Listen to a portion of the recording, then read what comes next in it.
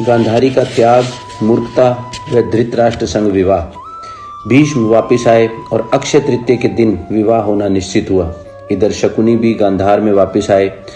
उसे सारी बात बताई गई और वह बोला, एक जन्म से नेत्रहीन व्यक्ति से मैं अपनी प्यारी बहन का विवाह कभी नहीं होने दूंगा।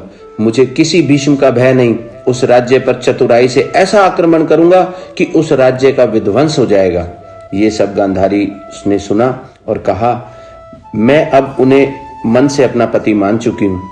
राजकुमारी होने के नाते प्रजा का सुख स्वयं के सुख से ज्यादा महत्वपूर्ण होता है। शकुनी अपनी बहन के प्रेम के आगे विवश हो गया। राजा सुबल बोले, हस्तिनापुर चलने की तैयारी करो। विवाह का दिन आया। गांधारी का श्रृंगार हो रहा था। श्रृंगार होने के बाद सभी दासियों को बाहर भेज दिया गया और अपने कक्ष में से एक पट्टी निकाली। अंधेरे से गांधारी को बहुत डर लगता था और अभी अंधेरे को ही अपनाने का मन बना लिया था गांधारी ने। शीशे में कभी उस पट्टी को देखती, कभी खुद को देखती और प्रतिज्ञाबद्ध इस पट्टी को सदा सदा के लिए अपनी आंखों पर बांध लिया। शकुनी अपनी बहन गांधारी को लेकर मंडप में पहुंचे। गांधारी की आंखों पर पट्टी बंधी थी। यह देखकर वहां उपस्थित सभी लोग आश्चर्यचकित रह गए। तभी सत्यवती ने ऊंचे स्वर में कहा, रुको, यह क्या चेष्टा है? गांधार कुमारी ने अपनी आंखों पर पट्टी क्यों बांध रखी है? क्या तुम हमारा अपमान करना चाहती हो? क्या तुम इस विवाह का उपहास कर रही हो? तब गांधारी ने शांत स्वर में कहा, राजमाता, मैंने जीवन में प्रण लिया है, इसलिए मैं भी जीवन भर अपनी आंखों पर पट्टी बांध कर रहूंगी। नहीं राजमाता, इसे उपहास की कोई बात नहीं है।